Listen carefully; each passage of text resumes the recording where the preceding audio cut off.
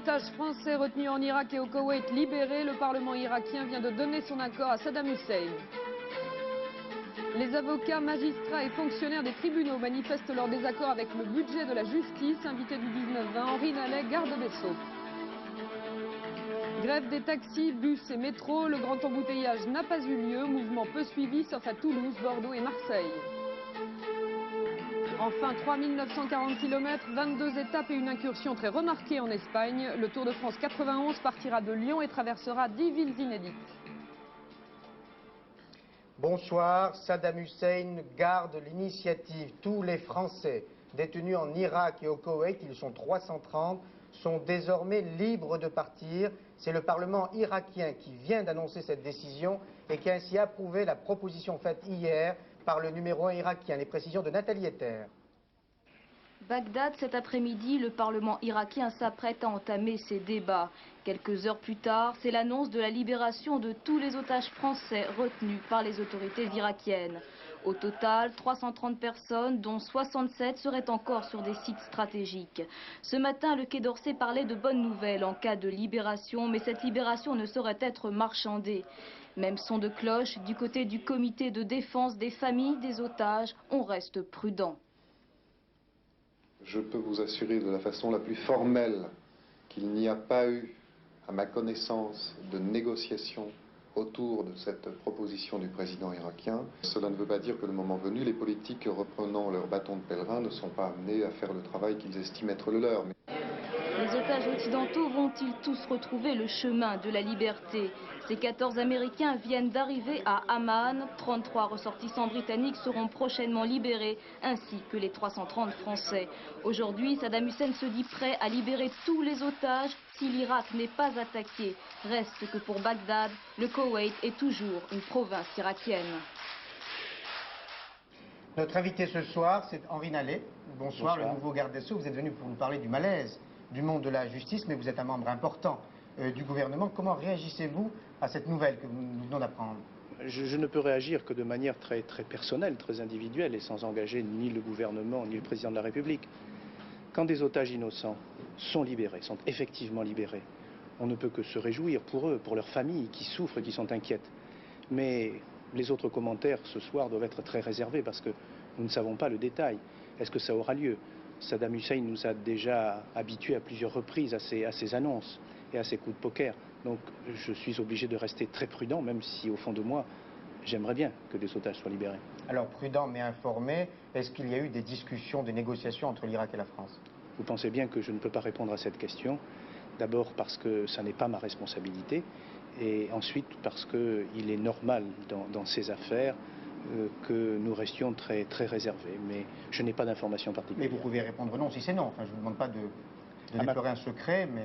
À ma connaissance, je n'ai pas à être informé de ces discussions ou de ces négociations. Je crois que la position de la France a toujours été claire. Elle agit dans le cadre des Nations Unies et c'est l'ensemble des dispositions qui ont été adoptées par les Nations Unies qu'il faut voir appliquées dans cette région, c'est-à-dire, bien sûr, la libération des otages, mais aussi la libération du Koweït. Donc, à votre avis, la position de la France ne changera pas après la libération espérée des otages?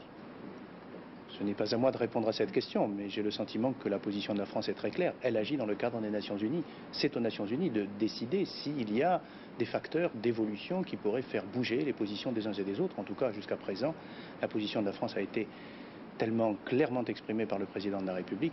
Je suppose aussi qu'il aura quelque chose à dire. En tout cas, cette évolution est souhaitée par Saddam Hussein qui essaie de mettre en place ce qu'on pourrait appeler de son côté une logique de paix. Et libération de tous les otages français, libération de 14 Américains et de 33 Britanniques, proposition de rencontre avec George Bush. Le numéro 1 irakien, c'est évident, cherche à sortir de son isolement. Il faut dire que l'embargo commence à être efficace. Cela pourrait expliquer le changement de stratégie de Saddam Hussein. Joël Hazard. Si l'on en croit le président de l'association irako-américaine, Saddam Hussein est prêt à rencontrer George Bush, prêt à discuter la libération des otages américains, si Washington garantit le non-recours à l'option militaire.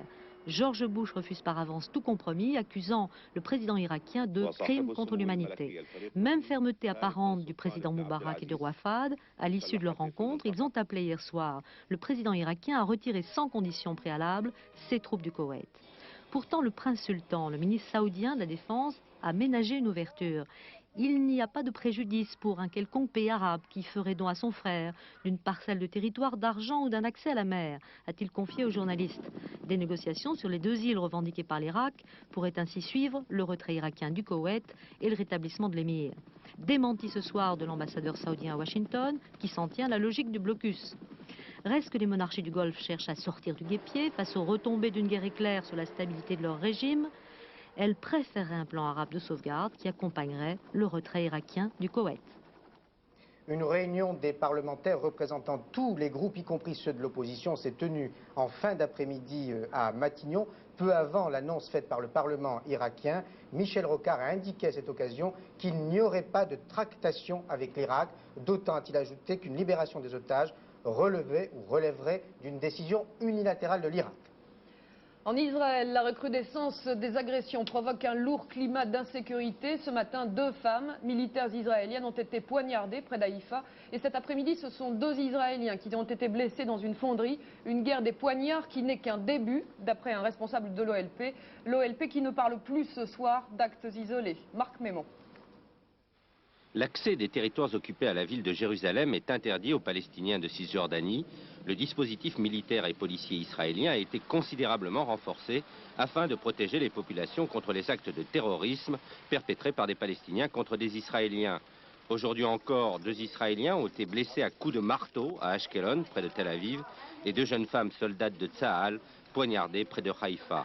En 48 heures, 12 Israéliens ont été attaqués à l'arme blanche. 3 d'entre eux ont succombé. Pour les dirigeants de l'Intifada, membres de l'OLP dans les territoires occupés comme celui que nous avions rencontré il y a quelques jours à peine, il s'agit d'actes isolés, l'expression du désespoir palestinien devant l'absence de toute perspective. Pourtant, à Amman, un responsable de la centrale palestinienne a estimé que la guerre des poignards à Jérusalem n'est qu'un début et il a annoncé une explosion généralisée à l'intérieur et à l'extérieur des territoires occupés. Mais cette déclaration pourrait n'être qu'une tentative de récupération d'actes qui échappe complètement à l'OLP. En tout cas, le Premier ministre israélien Yitzhak Shamir a promis de tout faire pour punir les responsables de ces actes. Une spirale de la violence et de la haine dont on ne sait quand elle s'arrêtera. L'actualité internationale est très dense ce soir. Un télégramme arrive à l'instant de La Haye où se trouve le président sud-africain Frédéric de Klerk. Le président sud-africain blanc se dit prêt à participer à un gouvernement dirigé par Nelson Mandela. Nous y reviendrons peut-être au cours de ce journal. En France, l'actualité est dense aussi et elle est de nature sociale. Il y a eu des grèves. Les grèves des transports, on s'attendait à une paralysie de la France. Bus, métro, taxi, dans toutes ces professions, des mots d'ordre de grève avaient été lancés. Mais le mouvement a été peu suivi dans l'ensemble, excepté à Bordeaux et Toulouse. Calme plat ou presque à Paris. Agnès Molinier. Trafic moins perturbé que prévu dans le métro à Paris. 7 lignes seulement ont été touchées entre 11h et 14h car les agents des 4 syndicats en grève manifestaient. D'autres perturbations sont prévues jusqu'à 20h.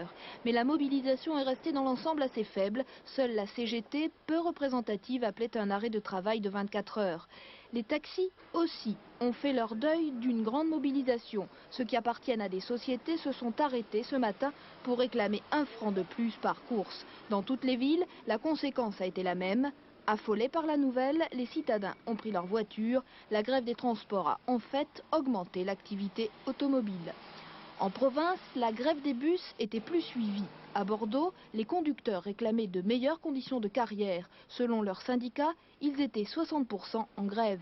À Toulouse, un bus sur 3 ne circulait pas ce matin. Selon la direction, les conducteurs CGT et FO ont lâché le volant jusqu'à 15h. Un autre mouvement de protestation plus inattendu, celui-là, celui du monde de la justice. Avocats, magistrats, fonctionnaires, pour la première fois aujourd'hui, toute la machine judiciaire a tenu à montrer son mécontentement. Et le malaise va si loin que pour la première fois encore, les magistrats sont descendus dans la rue. Manifestation à Paris, blocage des palais de justice à Bordeaux, Reims, Versailles entre autres. Radiographie d'une crise de la justice au travers de la journée d'une magistrate et d'une greffière. Reportage d'Anne Rongère et de Philippe Jasselin. C'est le genre de détail qui l'a fait craquer. Madame la vice-présidente a un titre ronflant, mais pas de ligne directe. C'est urgent, hein, s'il vous plaît. Merci. Pire, il n'y a ici qu'un téléphone pour 6 magistrats. Pas de crédit non plus pour les placards, les formulaires s'entassent dans des cartons. Dérisoires, les fastes de la salle d'audience ne suffisent pas à consoler un magistrat en pleine crise d'identité. Pour être une vocation, c'était une vocation. Et c'est un métier qui est passionnant. Simplement, au bout de 15 ans, je ne sais pas si je referai le même choix. Amertume, colère, ce matin, Madame la vice-présidente a raccroché sa robe au vestiaire pour aller à l'AG. Réclamer plus de moyens, mais surtout plus de considération. Elle n'est pas la seule. Sa voisine Chantal est greffier. Même âge, même vocation, même déception. Symbolisée par ce brassard noir en signe de deuil et cette gerbe à la mémoire de la justice défunte déposée aux marches du palais.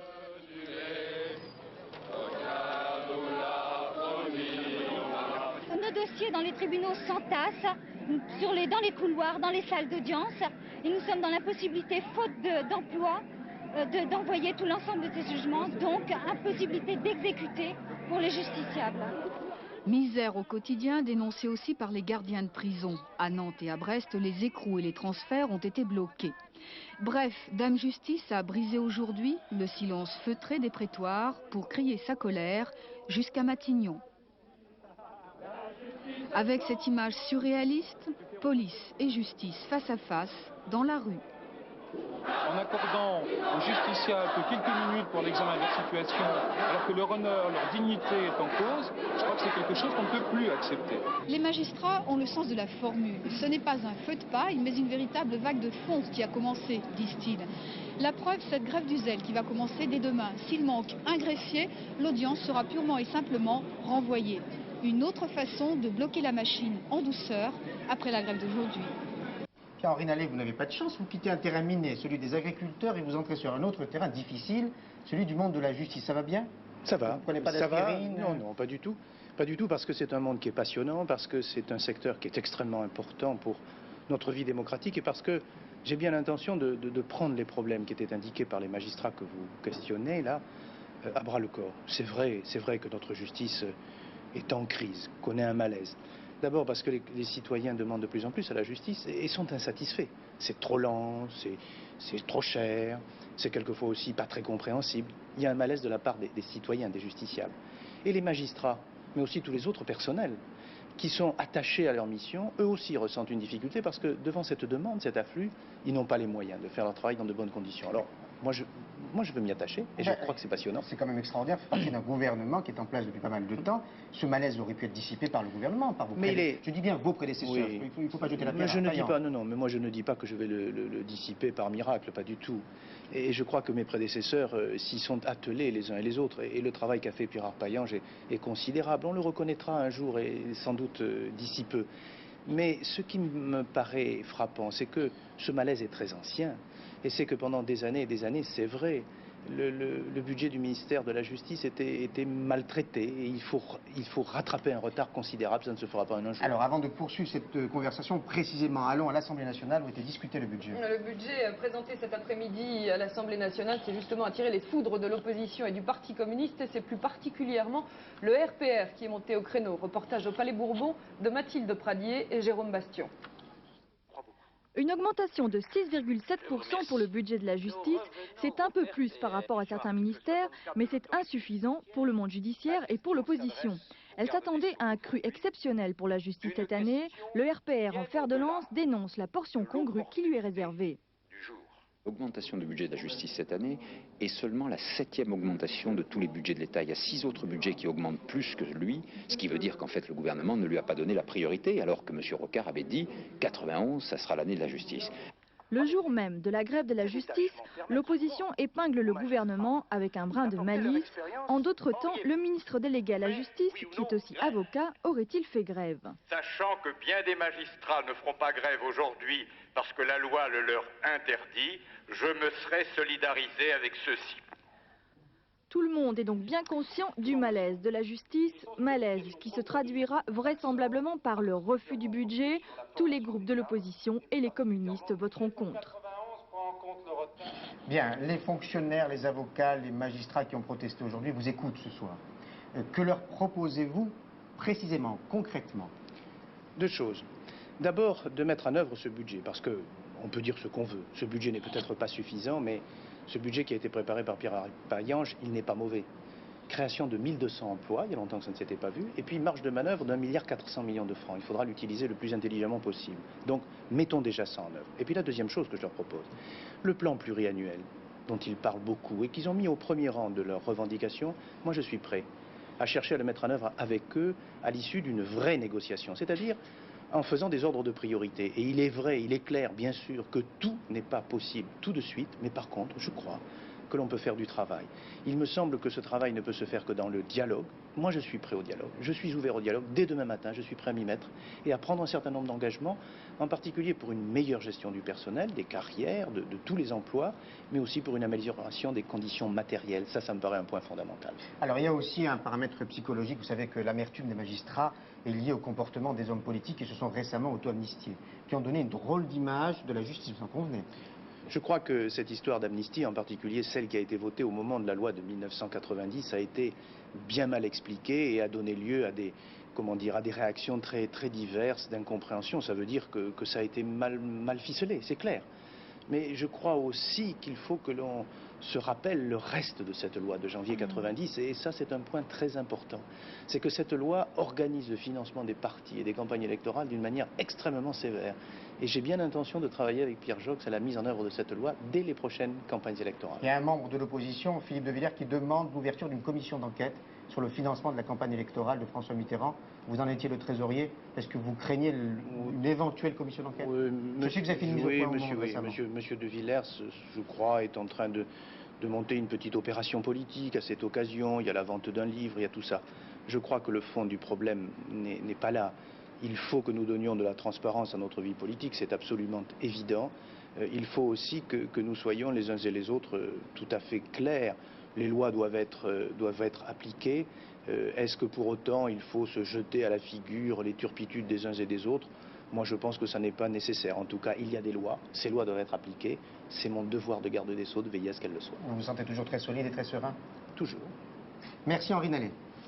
10 ans de prison, c'est ce soir il y a quelques minutes que la cour d'assises de Saône-et-Loire a rendu son verdict dans l'affaire Chanal. 10 ans de prison pour Pierre Chanal, accusé d'avoir violé et séquestré un jeune autostoppeur hongrois en 88.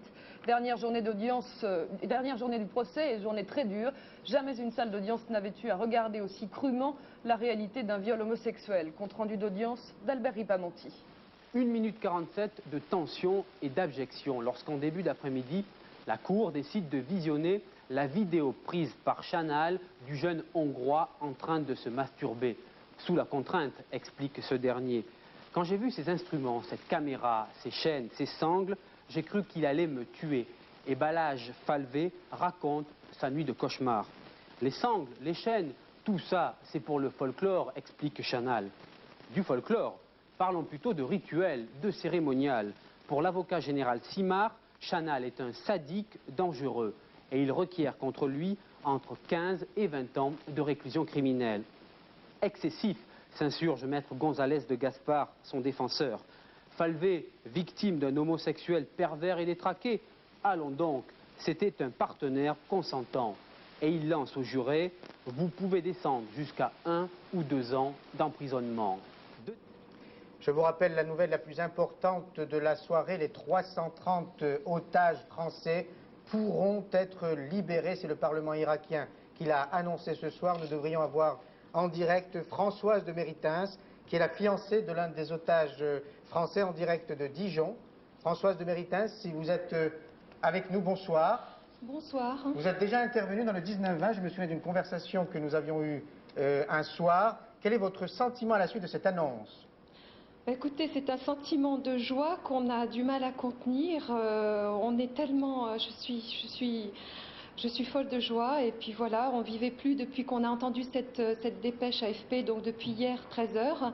Et on essayait de prendre du recul, de garder un petit peu la tête froide. Mais malgré tout, on se disait qu'à partir du moment où c'était une proposition de Saddam Hussein faite à son Parlement, il n'y avait pas de raison que ça puisse faire marche arrière. Donc on y a cru... Enfin, en essayant quand même de garder un petit peu sa réserve. Et voilà, on Donc est là, heureux. vous y croyez très fort ce soir? Ah oui, plus que jamais, plus que jamais. Je vois vraiment pas pourquoi on n'y croirait pas. Ça a été confirmé. Oui, j'y crois, bien sûr. Est-ce que vous êtes en contact avec le Quai d'Orsay? Est-ce que vous avez des nouvelles des autorités françaises? Depuis cette nouvelle, non, je n'ai pas eu de confirmation de la part du Quai d'Orsay, absolument pas.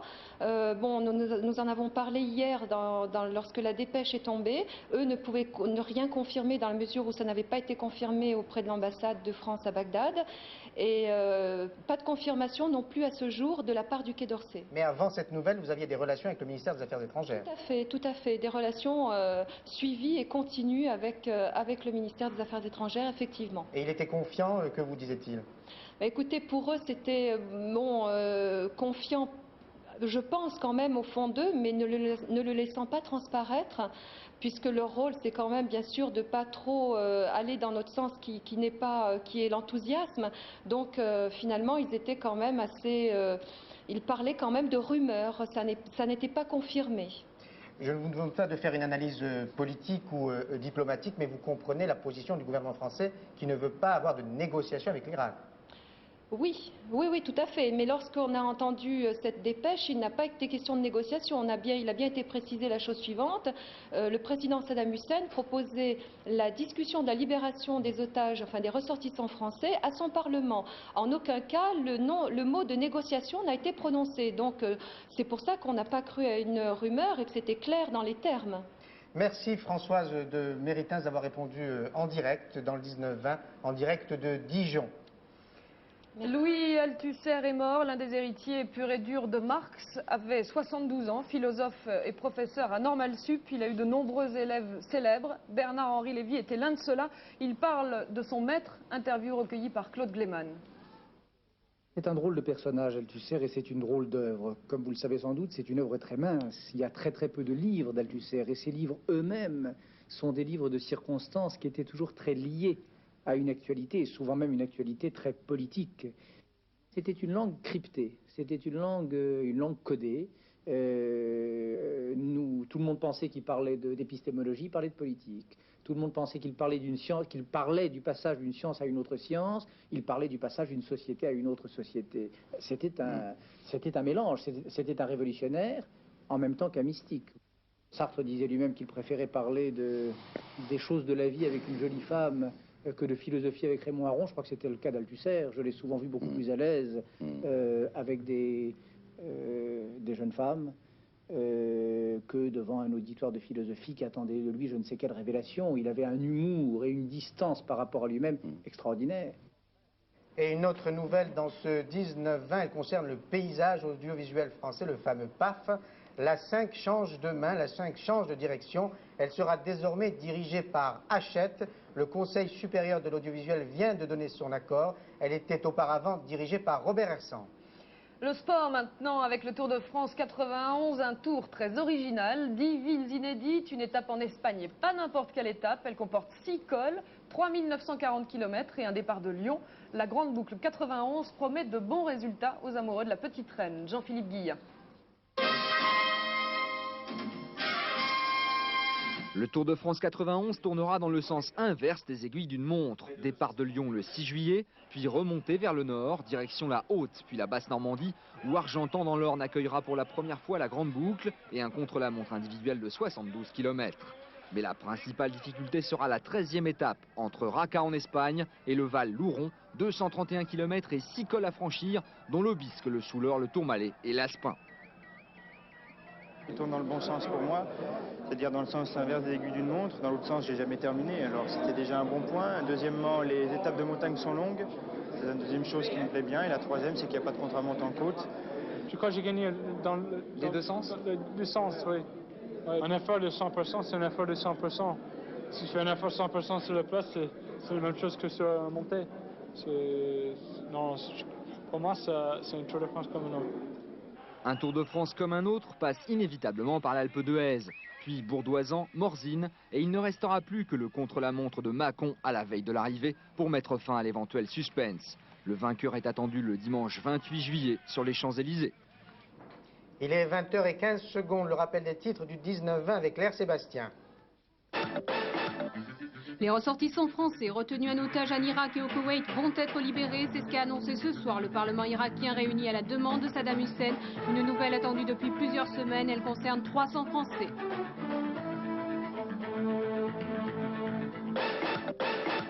Israël, de la guerre des pierres à la guerre des couteaux, la violence s'est intensifiée ces dernières 48 heures. Les Palestiniens ont attaqué au poignard 12 Israéliens, dont 3 ont succombé à leurs blessures. Des attentats revendiqués désormais par l'OLP.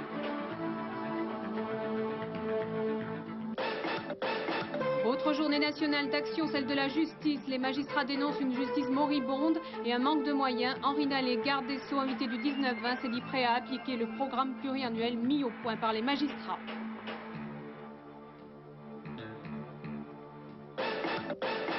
La grève nationale des transports urbains s'est soldée par un bilan mitigé. La mobilisation a été plus forte en province qu'à Paris. À Lyon, Marseille, Bordeaux et Toulouse, le cœur des villes a connu de nombreux embouteillages. Et Henri Nallet a confirmé l'attitude du gouvernement. Il n'y a pas eu de tractation avec l'Irak. Le prochain rendez-vous avec l'information, c'est à 22h05, Soir 3 présenté par Marc Hautement. Toutes les informations météo avec Michel Touré dans quelques secondes. Bonsoir, à demain 19h. Bonsoir.